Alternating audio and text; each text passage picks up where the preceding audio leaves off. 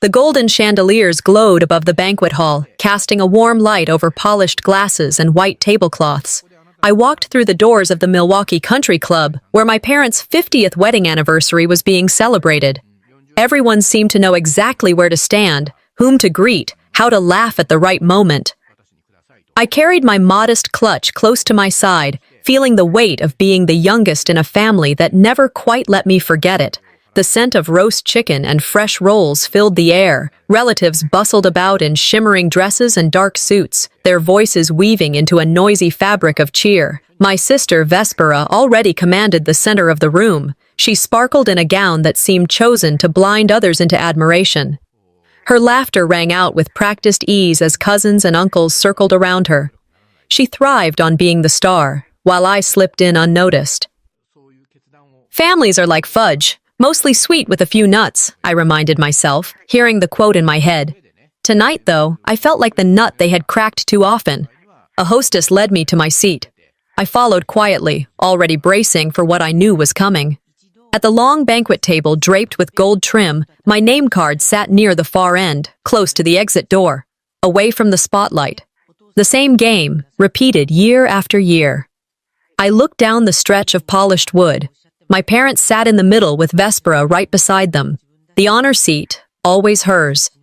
I caught the glance of a cousin who gave me a sympathetic smile, the kind reserved for children too small to protest. Another shrugged as though saying, "That's just how it is." I pulled out my chair and sat. A deep breath steadied me. My frustration pushed against my ribs, but I swallowed it, refusing to give them the satisfaction of seeing me crack. Silence, I told myself, can be sharper than any protest. As the meal began, I watched. Uncle Henry delivered his tired jokes, making the table roar. Two cousins leaned in, gossiping about promotions and houses. Their conversations gravitated to Vespera. "Of course she's here," one cousin said with admiration. "She never misses a milestone." The comment stung more than intended, for the implication was that my presence barely registered. I chewed slowly, invisible but observant. Being the youngest always meant being overlooked. I told myself I was used to it, though the ache in my chest betrayed me. Halfway through dinner, I slipped into the kitchen to offer help, hoping action might ground me. I carried a stack of plates toward the counter, only to find Vespera there, sipping her wine with a smile that seemed painted on. "Well, Artis," she said lightly, though her eyes carried steel, "just don't embarrass us tonight, okay?" The words landed like a slap, quiet, precise, designed to bruise without leaving a mark. Her lips curved sweetly for the others in the room, but the venom was for me alone. I paused, gripping the plate tighter. "Enjoying yourself?" I asked calmly, refusing to give her more than that. "Of course," she replied, tilting her glass so the light caught the crystal. "Some of us know how to handle evenings like this." I set the plates down gently, forcing composure. Inside, anger twisted with determination. If she wanted to ruin me, she would have to try harder. Returning to the table, I let memories wash through me. Times when she had stolen credit for my ideas at school. The graduation dinner where my parents toasted her, forgetting my scholarship letter sitting in my purse. The pattern was clear. It had never been about this evening. This was a lifetime of being overshadowed. Dr. Phil's words came to mind. "You teach people how to treat you by what you allow." I had allowed too much, too long, that would end here. As dessert was served, I sat straighter. I observed body language, each subtle smirk, each side glance. I began taking mental notes, not as a victim, but as a strategist. The key was to stay steady when they expected me to crumble. Across the hall, music played softly, violins dancing under the chatter. On the surface, it was a celebration, but beneath, tension hummed. I lifted my glass, sitting at the edge of the hall, watching Vespera bask in her spotlight. She raised her wine high, her smile sharp, gleaming like a blade hidden in silk. "Tonight," I whispered to myself, "I'll finally see what lies beneath that smile." I returned from the kitchen with my shoulders squared, refusing to let Vespera's hushed jab cling to me. The banquet hall was alive with a renewed buzz, laughter echoing off the high ceilings as waiters glided between tables with trays of food and wine. The music from the string quartet at the corner rose above the chatter, elegant yet faint, like background noise in a movie I didn't belong to. Eyes drifted toward me as I slipped back into my seat at the far end. No one spoke, but their glances lingered long enough to remind me that I didn't quite fit into the family tableau they adored. My cousin Melissa offered a polite nod before turning back toward the main table where Vespera reigned, glittering and confident. The glow from the chandeliers made everything shine: silverware, crystal glasses, even the fake smiles plastered across certain faces. I felt myself shrinking into the shadows, but inside, I steeled myself. Comparison is the thief of joy, I remembered Roosevelt's words, and though I knew them to be true, tonight comparison wasn't just a thief, it was a weapon sharpened by my own kin. Vespera, you look stunning tonight, Aunt Jean's voice carried across the table. That dress must be couture. Heads turned toward her, admiration pooling in their gazes. Vespera leaned back, letting the light catch on her sequined gown. She brushed her hair off her shoulder with practiced grace. "Thank you," she said warmly. "It's from a designer in New York." I kept my eyes on my plate until I heard a different voice slide in closer. My cousin Ione, ever loyal to Vespera. She leaned across me, pretending to admire my dress, her words dripping sugar laced with acid. "At least you tried," she said, her eyes scanning the soft blue fabric I'd chosen. "That color, well, brave choice." A small laugh rippled around the table, too soft to be overt mockery, but sharp enough to cut deep. My mother's lips pressed together into a strained smile. She didn't step in, didn't redirect, just let the comment hang there like smoke. I forced my lips into something resembling composure. My tongue ached to fire back, but I stayed still, choosing silence as my shield. Inside, though, I knew what it was: a branding, a reminder that no matter what I wore, I would never be seen as polished, not when Vespera was beside me. The laughter subsided, but echoes clung to me like static. Children at the other end, too young to know cruelty but old enough to mimic, whispered, "At least you tried."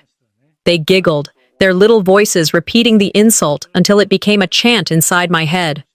I gripped my fork, hovering it above my plate, motionless, invisible, yet somehow under a spotlight at the same time. The silence around me screamed louder than the conversations humming down the table. I sipped my water slowly, letting it ground me. The cold slid down my throat, anchoring me to this moment. When I looked up, I caught Vespera's smirk. Small, satisfied, the look of someone who knew her dominance would not be questioned. The clinking of glasses rose above the chatter. My father stood, lifting his wine with a proud, booming voice. "I just want to say how proud I am of my family tonight, especially of our eldest, Vespera. She's built a name for herself in New York law, standing tall in the toughest city in the world. We couldn't be prouder." Applause thundered across the room. My chest tightened. I braced myself, praying silently that the toast would end there. But it didn't. "And," he added, his eyes sweeping the table until they landed on me, "we only hope Artis can find her footing, just like her sister has." The words fell like lead, crashing onto the tablecloth. My hands went numb, my fork slipping slightly. Conversations stuttered into murmurs, gasps, then silence. Vespera's smile widened as she accepted the praise, her glass raised high. My face burned. Shame licked at my skin, threatening to break me open, but I swallowed it down, fighting the urge to defend myself, to shout across the table that I wasn't lost, that I had my own victories, even if they were invisible to them. I scanned the faces around me. Some looked away quickly, embarrassed. Others nodded in quiet agreement.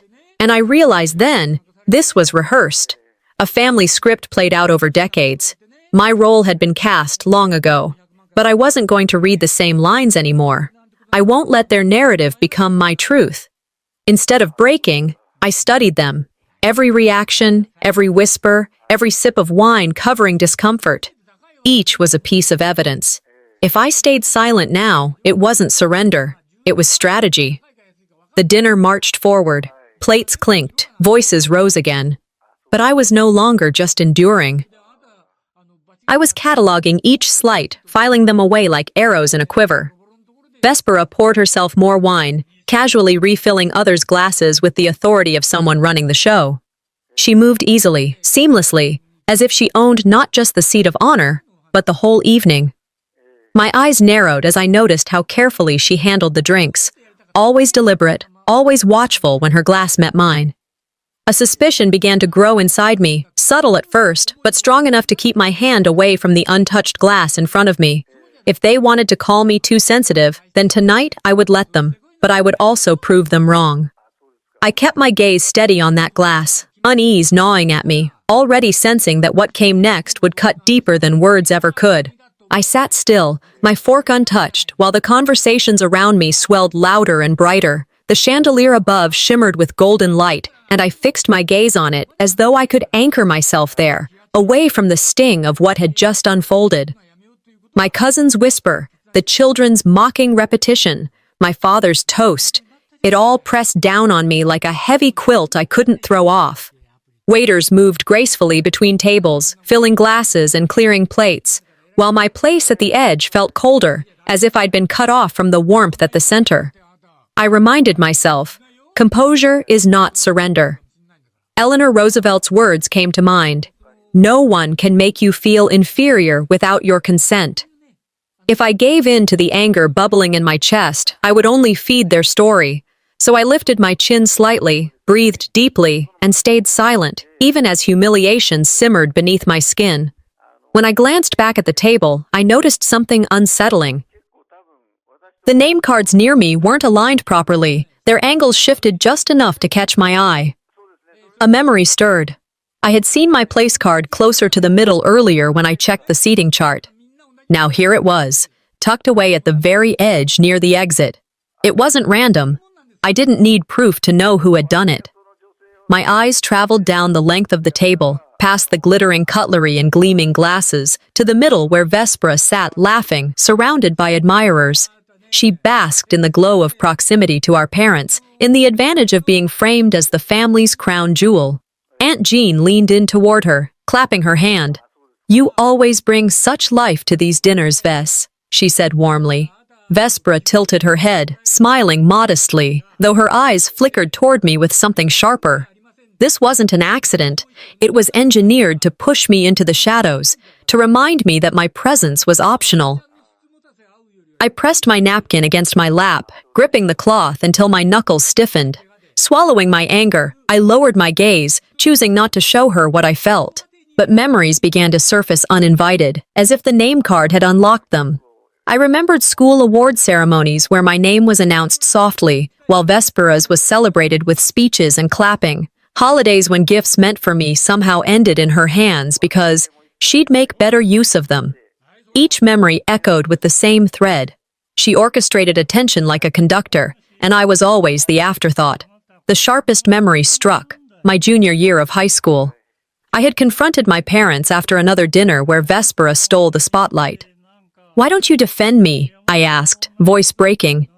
"You're just more sensitive than others," my father replied, dismissing me with a wave of his hand. That phrase had haunted me for years. Sensitive. As if my perception of injustice was nothing more than fragility, as if pain felt in silence was my own fault. I drew in a long breath, pressing the napkin harder against my lap. Tonight, I would not let that label cage me. The sound of glass clinking pulled me from my thoughts. My father stood again, raising his wine with the gravitas he reserved for important pronouncements. The room fell quiet. "I want to say another word of gratitude," he began, his voice firm and proud. "Our eldest, Vespera, continues to make us proud. Just last month, she won another case in New York. Truly, she is the pride of this family." Applause erupted around the hall. My stomach clenched, but I forced my lips into something resembling a smile.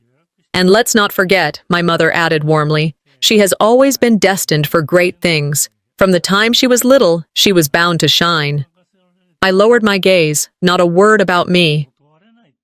Not a mention of the classroom where I spent long hours teaching children how to read, or the community programs I volunteered for. To them, none of it counted. To them, I remained a shadow. The applause stung worse than the words. I sat straighter, breathing in deeply, willing myself not to react. My silence wasn't weakness.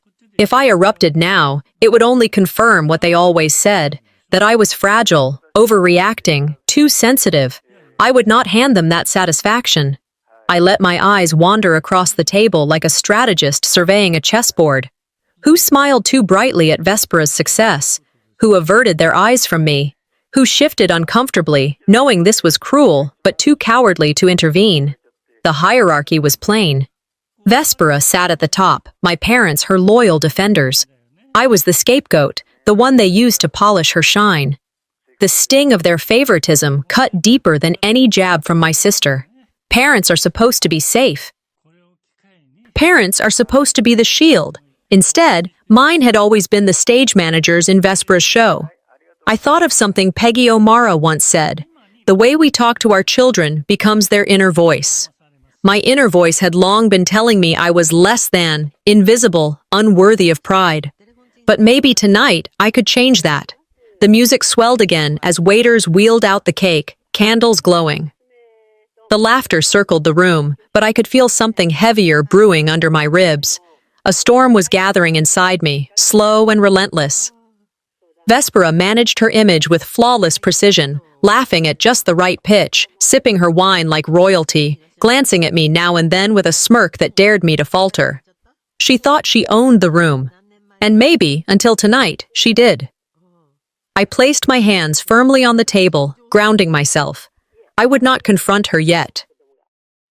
I would observe, catalog every move, let her arrogance build the rope she would hang herself with. You want me silent? I whispered to myself.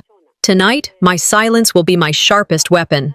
I watched my father pour another drink for Vespera, the liquid catching the light as laughter swirled around her. I sat still, my eyes fixed, the determination hardening inside me. If I was invisible tonight, it would be the last time. The echo of my parents' toast still weighed heavy in my chest. I remained seated, my posture straight, but inside I was fighting the ache of their words. Around me, the banquet pressed forward as though nothing had happened. Conversations swelled, glasses clinked, and the scent of roasted chicken and buttery rolls mixed with the sharpness of red wine.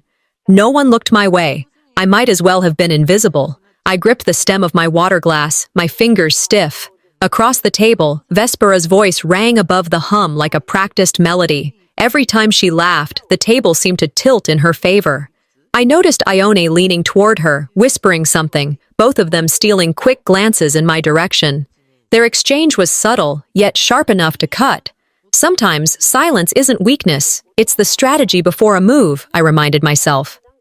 I stayed still, though my heart pressed hard against my ribs. The waiter approached with a tray of glasses, their rims gleaming under the chandelier. Before he could set them down, Vespera intercepted with a graceful lift of her hand. "Let me take care of this," she said, her tone coated with charm. She picked up one of the glasses and turned toward me. "Only the best for my baby sister," she said, her smile warm enough to fool the room, but too polished, too deliberate. The stem trembled in my hand as I accepted it. I swirled the liquid, watching how it clung to the glass. Lifting it close, I caught the faintest undertone. Not the crisp scent of wine, but something bitter, a hint that didn't belong. Memories flickered. Other nights when drinks tasted strange, times when sleep came too heavily, mornings when I felt groggy though I'd barely sipped. My suspicion hardened, but I kept my face calm, hiding behind a polite smile. "Thank you," I said softly, setting the glass down without lifting it to my lips. Around me, relatives lifted their glasses. "To 50 years!" my uncle boomed. Laughter and cheer cascaded through the room, and glasses clinked in unison. I felt eyes on me, waiting, expecting me to join the ritual. At the far side of the table, the children mimicked Vespera, raising invisible glasses, giggling. The family played their roles well, the entire scene unfolding like a performance choreographed by her. I sat perfectly still, cataloging every smirk, every glance, every false note in the song of this evening. Patience is power, I reminded myself. Then Vespera rose slightly, lifting her glass high. "One drink won't kill you, artists," she said, her voice lilting with just enough playfulness to mask the edge. "Come on, toast with me." The table erupted, voices urging, laughter pushing me into the spotlight. "Yes, join us. Don't be shy." The sound pressed down on me, suffocating. My fingers tightened around the stem. I hesitated long enough for the moment to sting, then lifted the glass halfway. My lips barely touched the surface as I let a small sip pass. The sweetness hit first, but beneath it, a faint bitterness curled on my tongue. My stomach knotted. I turned my eyes toward Vespera. She smirked, watching me carefully, as though measuring how much I could take. I set the glass down slowly, deliberately, making sure my hand didn't tremble. My body wanted to recoil, but I kept my movement steady. If I let her think she's winning, she'll reveal more, I thought. The table roared with conversation again. I pushed my plate closer, nudging food around to create a shield. Anyone glancing my way would see a woman simply enjoying her dinner. They wouldn't know I was counting breaths, keeping my body language tight. Vespera leaned back in her chair, satisfied, pouring more wine into her glass with exaggerated ease. Yoni clapped her hands at the cheer, her laugh carrying further than it needed to. The performance was nearly flawless. The music from the quartet swelled, strings bending the air, but all I heard was my own heartbeat thudding like a drum. My eyes stayed fixed, watching, analyzing every move. The night teetered on the edge of civility, each laugh a crack in the facade. I kept my voice inside, whispering to myself, if they think I'm too sensitive, let them. They'll see soon enough that silence is not surrender, it's preparation. I raised my gaze to meet Vespera's across the table. Her triumphant smirk glittered under the lights, her glass raised again. The bitter taste still lingered on my tongue, a reminder that this toast was never meant to celebrate. It was meant to test. This toast will not be my undoing, I vowed quietly in my mind. It will be hers. I set my glass back down after the forced toast, fingers tightening around the stem longer than necessary, as if holding on to balance itself. A strange warmth crawled through me, slow at first, but undeniable. The chandelier above flickered in my vision, as though its light had suddenly grown too bright. I inhaled deeply, forcing myself to slow my breath, reminding myself not to panic. Around me, the hall buzzed with the same careless laughter. Relatives leaned toward one another, passing dishes, pouring wine, speaking of vacations and business deals. None of them noticed me stiffening. None of them cared that the air felt heavier in my chest.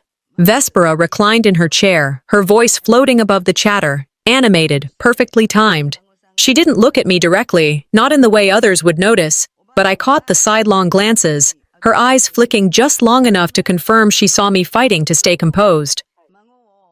This isn't my imagination anymore, I whispered to myself, swallowing hard. Something is wrong. The edges of the room blurred. I gripped the table, steadying my body against the wave pressing in on me. My fork trembled when I tried to lift it, clattering faintly against the porcelain. A cousin noticed, laughing lightly, his voice carrying farther than he realized. "Don't tell me one sip got you tipsy, Artis," he teased, and the table chuckled with him. Heat flared in my cheeks, not from drink, but from humiliation. The laughter rippled through the hall like water over broken glass. I clenched my jaw, forcing the dizziness down, swallowing it as though I could trap it inside. I would not collapse. Not here, not for her. I began to count my breaths, silently, one by one. Each inhale measured, each exhale controlled. My hands pushed food around on my plate, feigning interest, giving the illusion of normalcy. My eyes flicked toward Vespera. She raised her brows, smirking faintly, enjoying the show. I will not give her the satisfaction of seeing me fall, I vowed. Across the table, Thora, my aunt, my only quiet ally, watched me with furrowed brows. Her lips pressed thin, but she said nothing, her gaze steady, as though anchoring me from afar. That silent support wrapped around me like a thin rope in a storm. Then, suddenly, Vespera leaned closer, her perfume sharp in the air. Her manicured hand pressed down on my shoulder. "Are you all right, sweetheart?" she asked, her voice dripping with sweetness that fooled everyone else. "Maybe sit this one out. You're always so delicate." The chuckles returned, gentle, indulgent, as though she were the protective sister. But I knew better. The weight of her grip wasn't comfort, it was control. A warning pressed into my skin. I forced a smile, though my body screamed against it. "I'll be fine, thanks," I replied evenly. Her eyes narrowed a fraction, the smirk faltering before she pulled back, resuming her role as the charming star. To anyone else, it looked like she was caring. To me, it was confirmation that she knew exactly what she had done. I replayed the evening in my mind. The seat card shifted, the comparisons, the bitter sip, and now this dizziness clawing through me. It was too precise, too layered to be chance. This isn't just favoritism. This is sabotage. For years, I had endured being overshadowed, being overlooked. But this was different. This was deliberate harm disguised as family ritual. Fool me once, shame on you. Fool me twice, shame on me. I pressed those words into my heart like a brand. I would not let her rewrite the story again. Tonight, I would start collecting everything. Every word, every gesture, every poisoned smile. The banquet noise continued, but it had dulled for me. All I could hear was the pounding of my heart, steady like a warning drum. I lifted my water glass, sipping to clear the bitterness from my mouth, hiding my unease behind small talk with the cousin beside me. Thora's eyes met mine again, a silent message passing between us. I wasn't entirely alone, and that flicker of solidarity steadied me more than the water did. I knew, with sudden clarity, that the night would not stop here. Vespera wasn't finished, and if I stumbled again, it wouldn't be because I was weak. It would be because I was preparing, planning my next step. I gripped the edge of my chair, feeling the dizziness pulse through my veins, yet keeping my face still, composed. Across the table, Vespera lifted her glass once more, her smirk returned, sharp and mocking. "She thinks I'm falling apart," I whispered inside my chest. "She has no idea what's coming." I sat perfectly still, forcing my body into control after the wave of dizziness had passed. The hall sparkled with laughter, clinking glasses, the polished hum of a celebration that should have felt joyful. To me, each sound was sharpened, like the edge of a knife scraping across glass. My senses were raw, attuned to every whisper, every glance that skimmed my direction. I knew they were waiting for me to stumble again, waiting for the spectacle my sister wanted me to become. When people laugh together, it can heal, or it can wound, I thought. Tonight, it was the latter. I pressed my hand discreetly against the edge of the table, feeling the cool wood ground me. I would not falter, not again. But something in the air told me Vespera wasn't finished. She was circling for her next strike. "See?" Vespera's voice rang suddenly, her tone light but loud enough to command attention. "Artis is too sensitive as always. One sip and she looks ready to faint." The words hung in the air, sharp and deliberate. The table broke into laughter, a chorus of voices that blended into one sound designed to humiliate. I felt my face burn, my chest tighten, every muscle in my body stiffen. Ione laughed the loudest, tossing her head back as though Vespera had delivered the joke of the night. The relatives leaned into the humor, clapping the table, shaking their heads with indulgent smiles. My parents exchanged a look, one of weary resignation. They did not speak, did not defend me. That silence confirmed what I had long suspected. They aligned with her version of me, fragile and exaggerated, rather than the truth. They laugh because they think I'm powerless, I told myself, pressing my lips into a thin line. They'll regret underestimating me. The laughter did not fade quickly. It lingered, circling the table like smoke. A cousin whispered to another, "She's always been like that." The agreement rolled quietly, but the words cut more deeply than the laughter itself. I sat still, my breaths measured, my hand trembling under the table where no one could see. It wasn't strangers wounding me tonight. It was blood.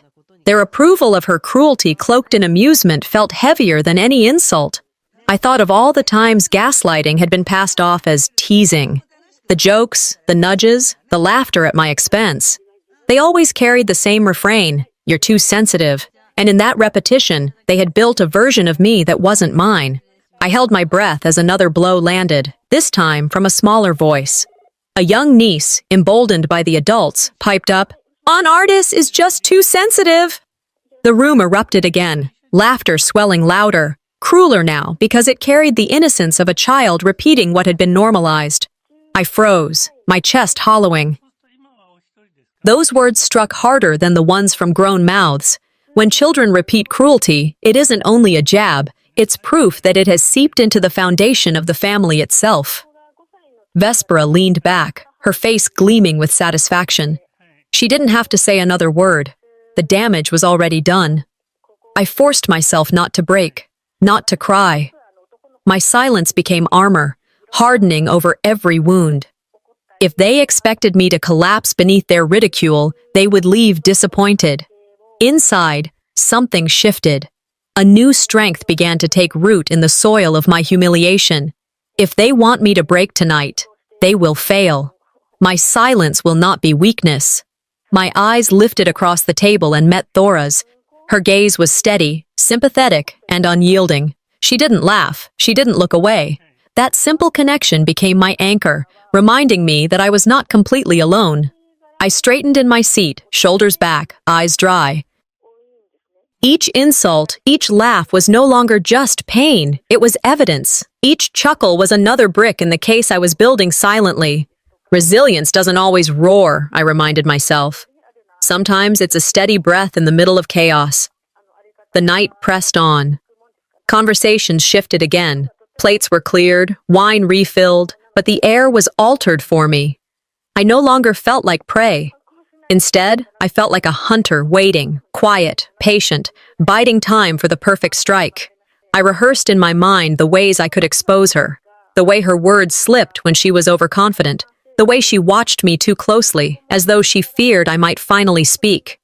Vespera grew careless, mistaking my silence for defeat. Her laughter rose again, easy and unguarded, her confidence swelling with every minute I refused to react. They think I'm too sensitive, I reflected, resting my fingertips lightly on my glass of water. They'll learn I've just been too observant. The laughter eventually dulled, conversations flowing elsewhere, but the damage was sealed in place.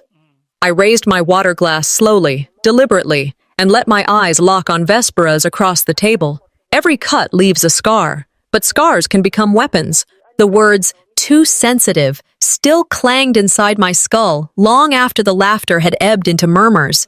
They felt like knives, tiny cuts that left invisible scars. I tried to sit upright, tried to steady my breath, tried to remind myself that composure was strength, but my body betrayed me. A heaviness spread through my limbs, and the air thickened until I struggled to draw it in. The chandelier fractured in my vision, its golden light splitting into blurred halos.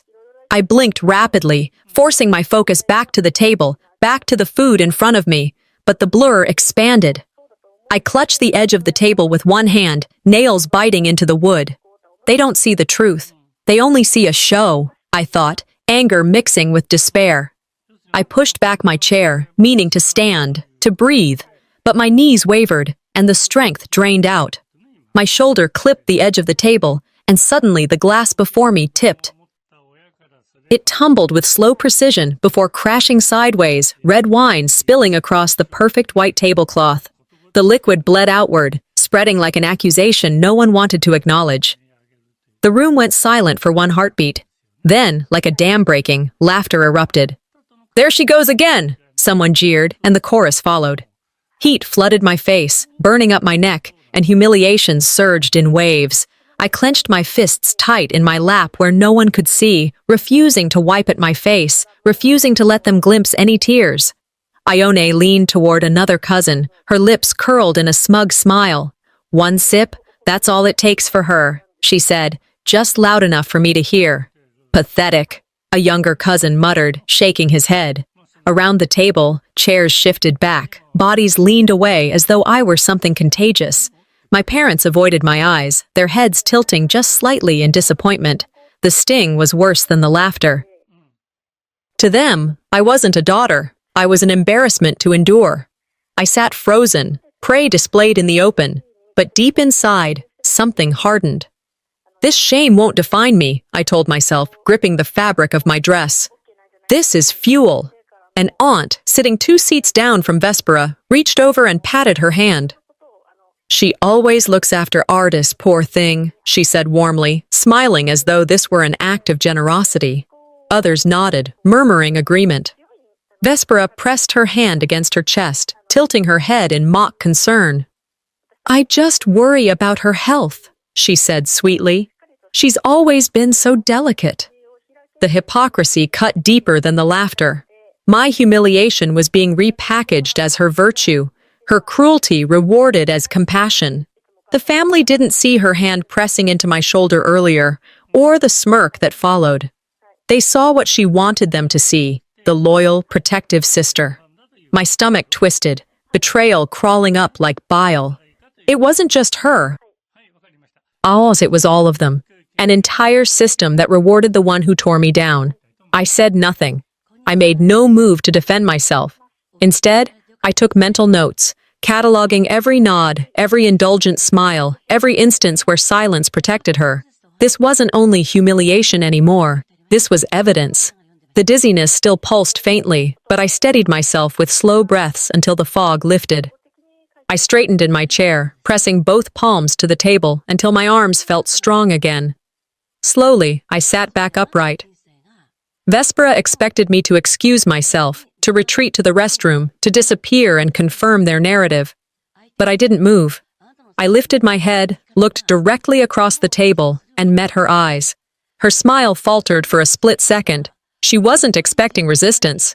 If you want me erased, I thought, holding her gaze, I will make sure the world remembers this night instead. Across the room, Thora caught my eye. Her expression was calm but firm, her presence anchoring me.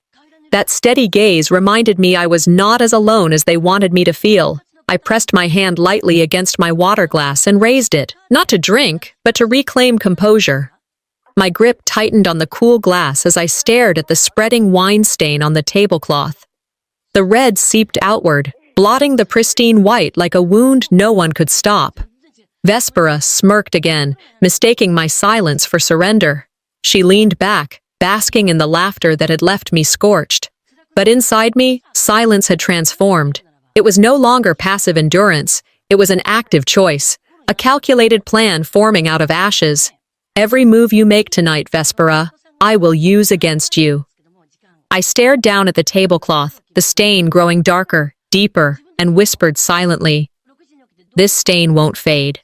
But neither will my memory of tonight." The stain on the tablecloth spread like a wound no one wanted to acknowledge. I steadied my breath, refusing to let the collapse push me away from the table.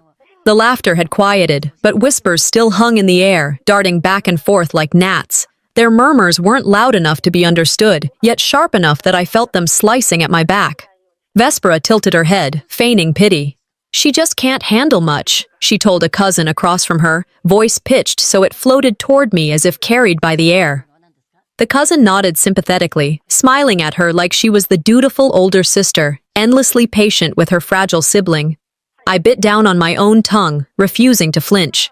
When someone shows you who they are, believe them the first time. I remembered Maya Angelou's words. And Vespera had shown me enough.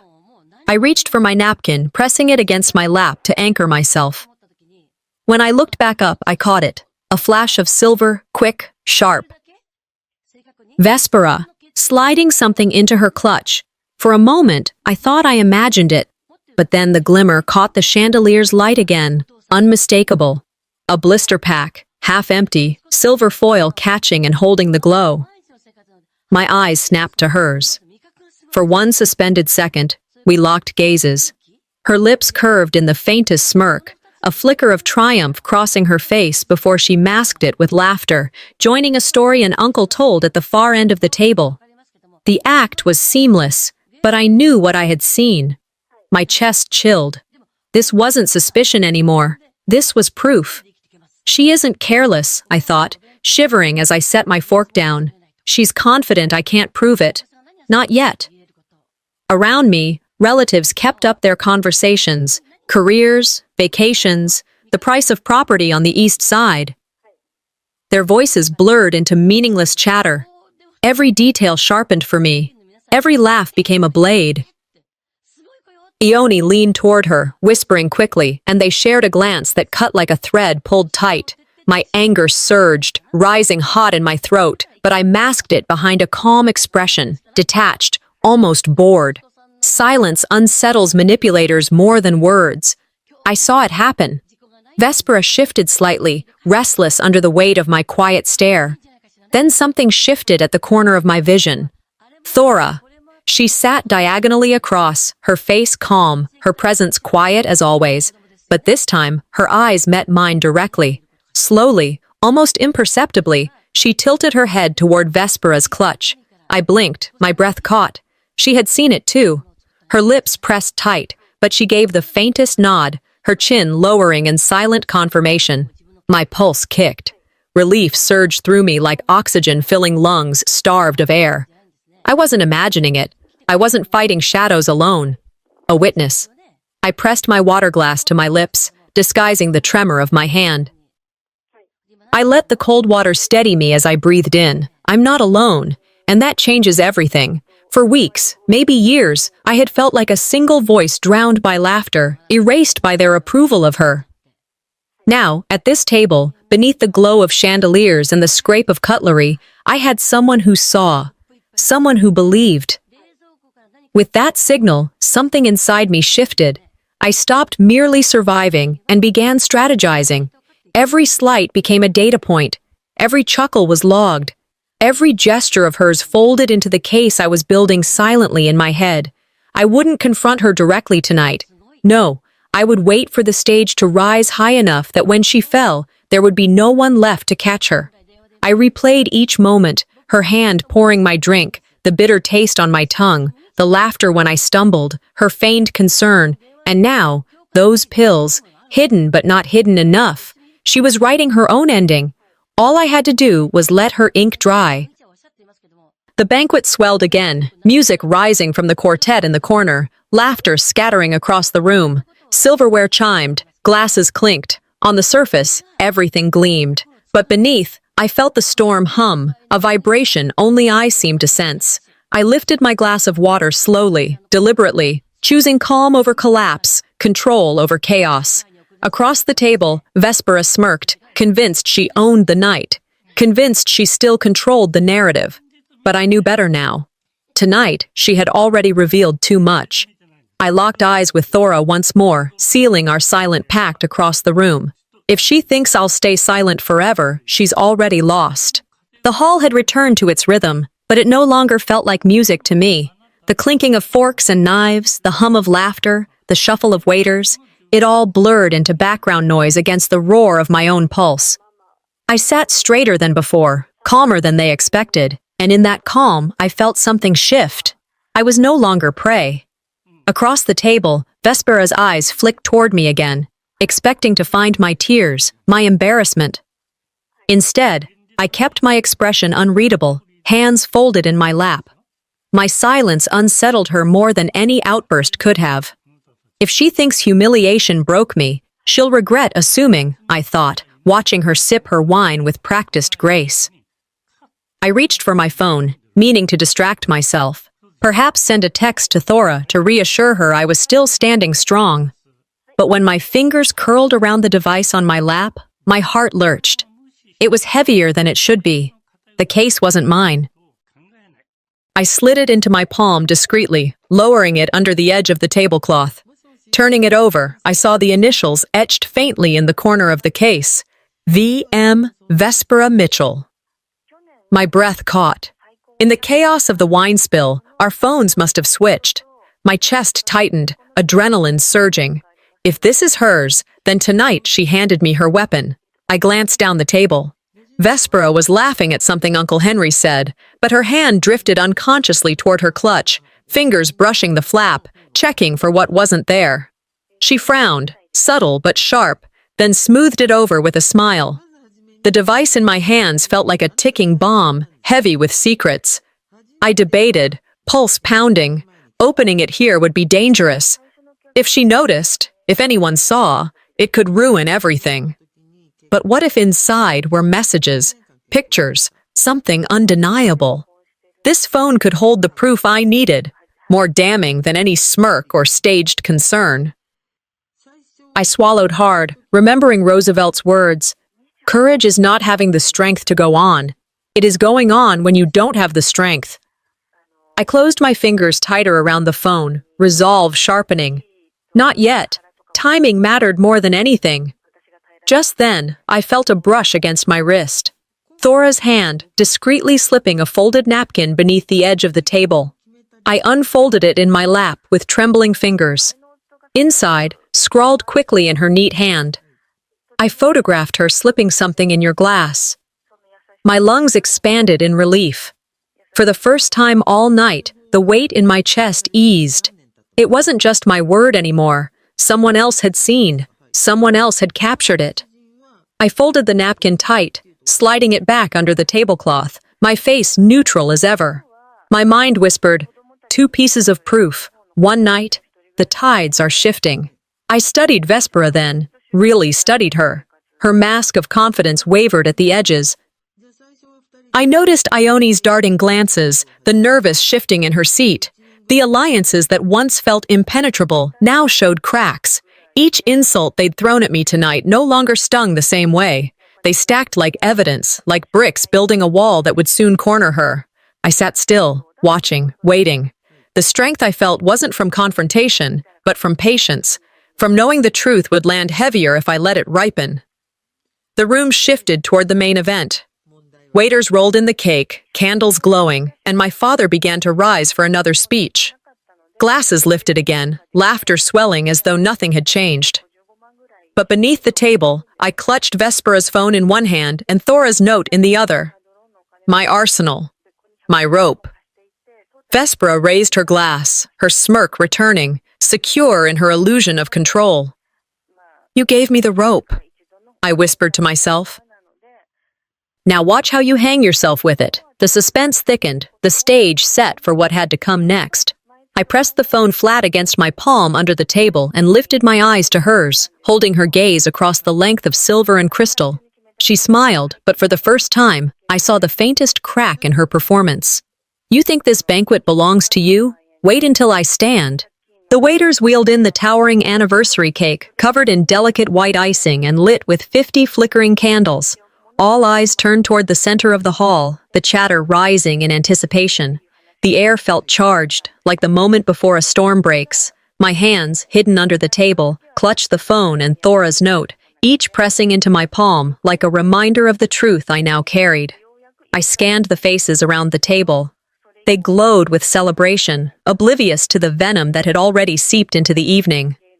My parents sat straight-backed, their pride radiating toward Vespera, as though she alone had given them cause to celebrate. Around her, the room hummed with compliments and adoration. She basked in it, confident again, her laughter swelling above the rest.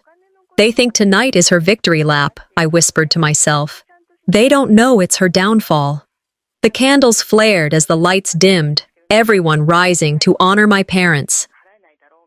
Glasses lifted, smiles wide, but I felt the beat of my heart grow stronger, louder, matching the pulse of inevitability. And then it happened.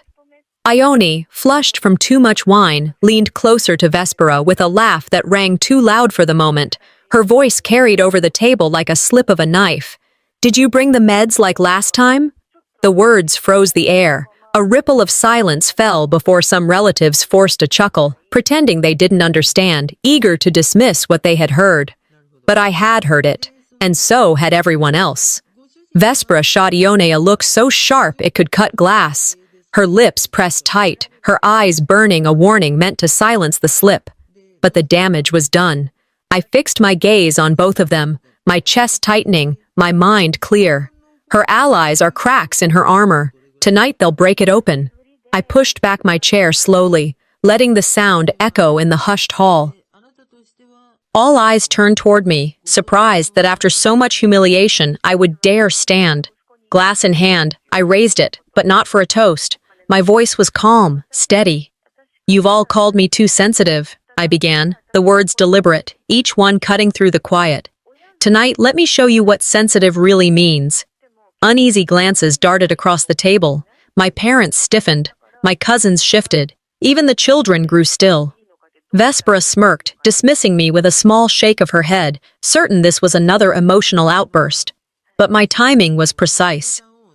Thora's hand slipped toward me under the table, her phone in her palm. I took it, my fingers brushing hers in silent gratitude. I turned the screen toward the table, raising it high enough for those nearby to see. The video played in grainy clarity. Vespera, leaning over my glass, slipping something from her hand with casual precision. Gasps rippled through the hall, sharp and undeniable. The amusement on faces turned to horror. "This," I said, my voice steady, though my heart thundered, "is what you called sensitivity. This is sabotage." The hall erupted. Voices shouted, some in disbelief, others in outrage. My father's hand dropped, his glass clattering to the table. My mother's eyes widened, her lips trembling with words she couldn't speak. Vespera's mask cracked, her face paling, eyes darting in panic. She stood abruptly, her chair scraping loudly, her composure collapsing. Ione stammered, her hands fluttering as though she could erase the words. "It was just a joke, just a joke." But no one laughed. The crowd turned, questions flying. "Is it true? How could you? She could have been hurt." The hierarchy shifted in that instant. I was no longer the scapegoat. I was the truth-teller, the one who had endured their ridicule and now held the evidence in my hand. For the first time, I'm not invisible, I thought, standing taller as the wave of voices crashed around me. Vespera opened her mouth to retort, but the words stumbled, tripping over the weight of the video, the proof too heavy to fight. Some relatives whispered about the police, others about the family's name, their reputation, already stained. My parents sat in silence, the truth laid bare, their pride twisted into shame. I breathed evenly, not shouting, not shaking. My strength was in the calm delivery, in the way silence now served me rather than buried me.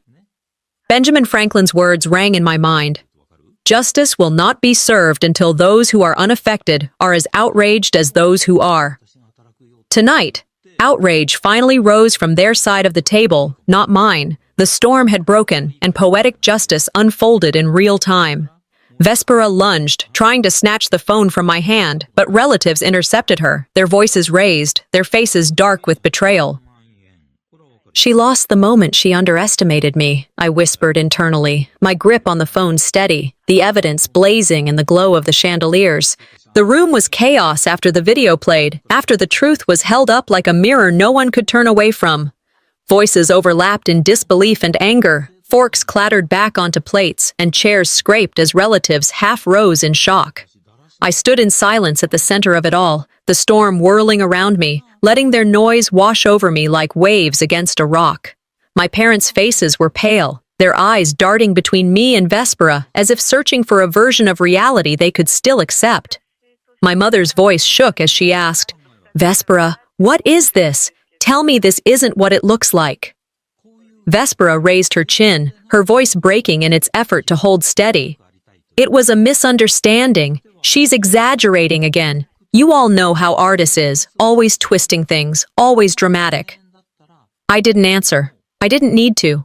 For years, they believed her words over my silence. Tonight, they could only watch her unravel herself. Vespera's voice cracked as her excuses tumbled out faster than she could control. "It wasn't. Those weren't even pills, just vitamins. This is ridiculous." Ione leaned forward, trying to shield her with a trembling laugh.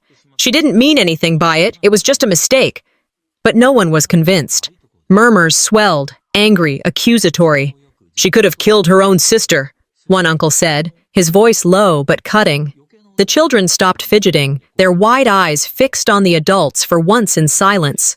The laughter that had mocked me all evening had finally stilled, and in its place was something sharper, heavier. My parents looked broken, caught between loyalty to their eldest and the undeniable evidence of betrayal. My father's mouth opened, then closed again, his words choking on the truth. Vespera's mask faltered. The polished composure that had dazzled them all night collapsed into anger.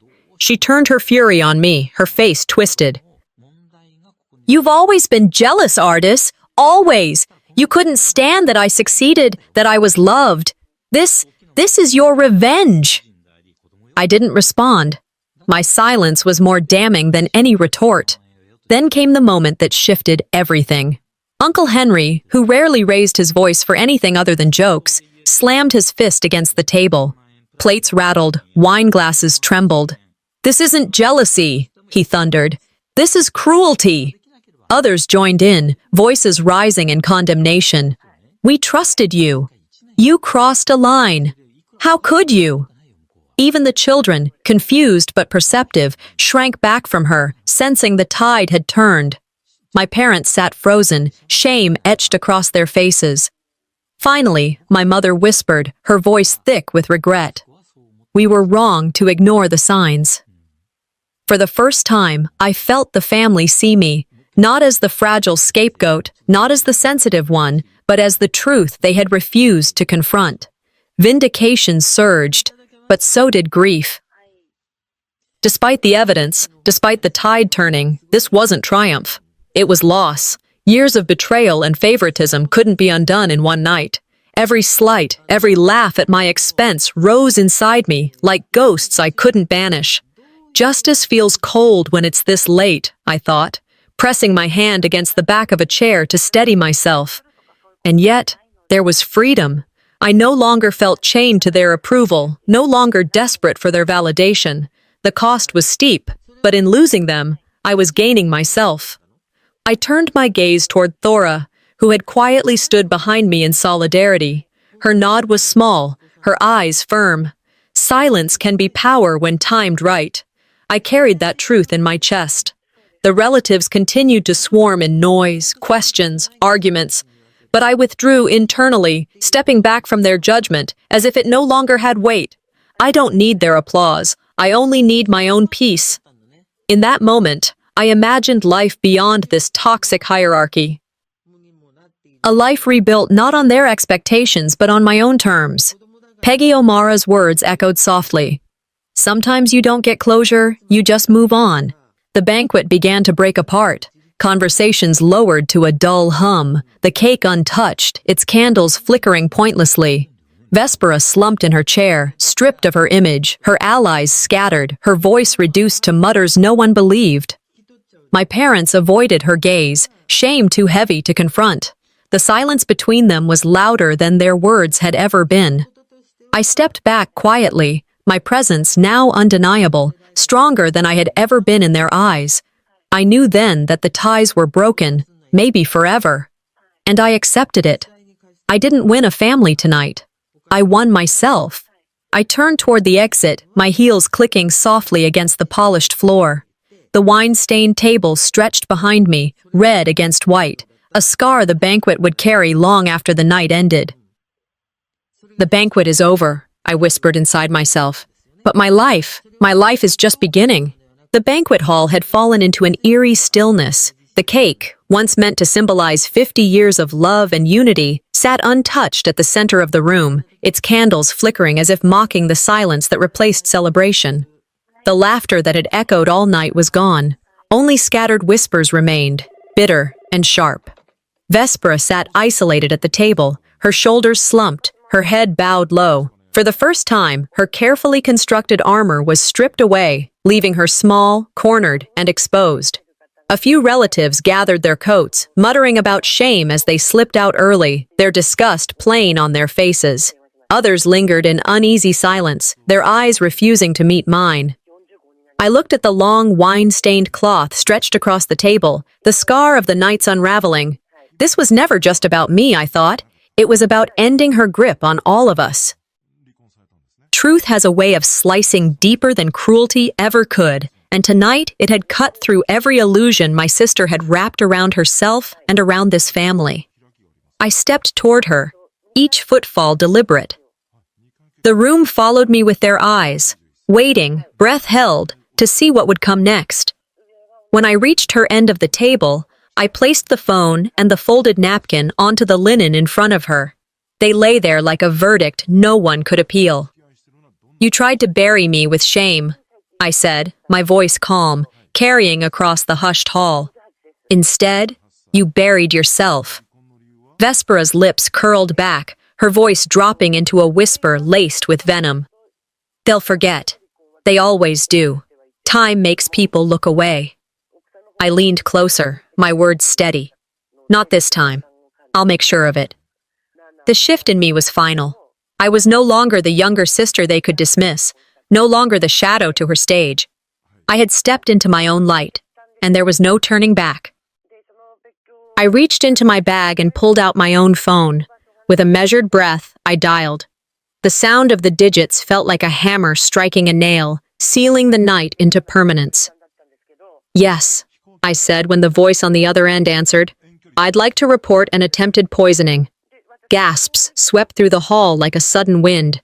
Chairs creaked as relatives leaned forward. Some clutched their mouths, others whispered furiously. The weight of what I'd done, the refusal to let this remain hidden in the cracks of family drama, settled into every corner of the room. This is a crime, I continued clearly, my voice never wavering. Not a misunderstanding, not a joke. The family's faces shifted in waves. Some looked at me with pride, others with fear, some with shame. A few whispered, "She's brave," while others hissed about disgrace. My parents sat like statues, their pride shattered, unable to defend her, unable to meet my eyes. Thora stood beside me, her hand resting gently on my shoulder. "You did what needed to be done," she said softly, for me alone to hear. I nodded once, the words settling like balm. I didn't crave their approval anymore. I didn't flinch at their blame. All I wanted was clarity, the kind that comes only when lies are burned away. "Sometimes you must tell the story of your scars," I said aloud, my gaze sweeping the room, "to stop others from getting the same wounds." The words hung in the air, undeniable. The police arrived quietly, their presence deliberate but discreet. They spoke to Vespera, their voices firm, their pens scratching against notepads. Her defiance cracked further, her protest dissolving into stammers. For the first time, she had no audience to shield her, no laughter to weaponize. I stepped back, taking a deep breath that filled my chest more fully than any I could remember. The weight of years, the insults, the comparisons, the humiliations, lifted piece by piece. I thought of every time I had been labeled too sensitive, and how that same sensitivity had saved my life tonight. The hall itself felt smaller now, suffocating in its brokenness, but my world outside its doors felt larger, wider, and filled with possibility. "They wanted me silent," I whispered inside myself. Instead, I chose my voice. When the officers escorted Vespera away, the room seemed to fold in on itself. Some wept, some argued, some stood in stony silence. My parents looked hollowed out, but I no longer searched their faces for recognition. That battle had ended. I turned and walked toward the exit, my heels clicking softly against the polished floor, a rhythm steady and certain. The doors opened, and the cold Milwaukee night air wrapped around me. I breathed it in deeply, the sting of it clearing every last trace of the banquet's suffocating air. I didn't just end her hold, I thought, my breath curling into the night sky. I ended mine too. The stars above glittered like fragments of a new path, reminding me that renewal doesn't come in applause or apologies. It comes in walking away, in choosing peace over chaos. I no longer longed for my parents' approval. I no longer needed to prove my worth in their broken hierarchy. My victory was quiet but complete. Vindication, independence, and peace. "Strong people stand up for themselves," I whispered, recalling a line I had once clung to. "But stronger people stand up for others." Tonight, I had done both. The banquet was their legacy. Tonight, I began my own.